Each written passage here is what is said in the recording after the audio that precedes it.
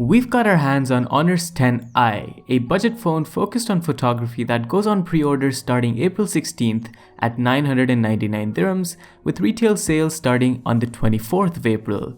The unit we have is one that isn't for sale, so it is pre-release, so what you'll see in the retail box might be different from what you see here.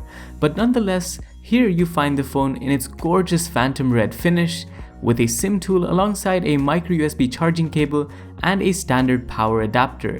These days, value phones can get you a lot, and this is no different. There's a notched 6.21-inch display on the front, which remains bezel-free for the most part. I've noticed it has good viewing angles, but isn't the sharpest Full HD panel I've seen. You also get a 3.5mm headphone jack, which is a good addition considering the mono bottom speaker is not the best quality, distorting at only half volume. In the hand, the phone is unique because of its rounded edges. This makes the phone comfortable to hold in the hand, but at the same time, its lightweight makes it feel a bit on the cheap side.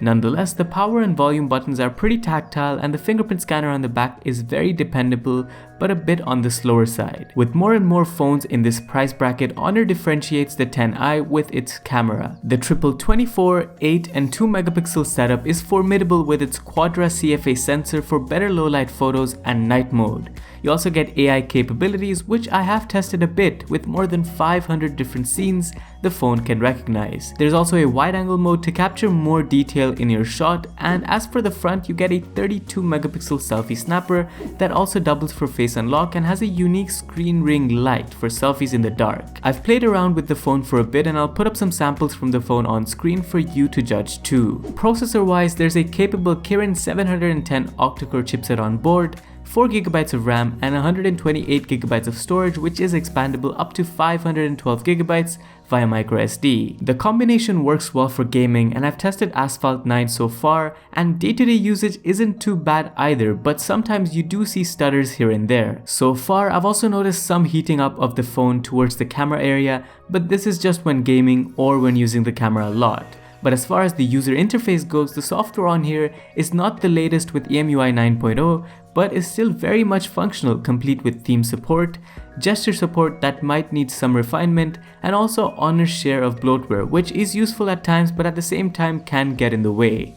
So in a nutshell, this is yet another mid-ranger from Honor in a segment that has many similar phones.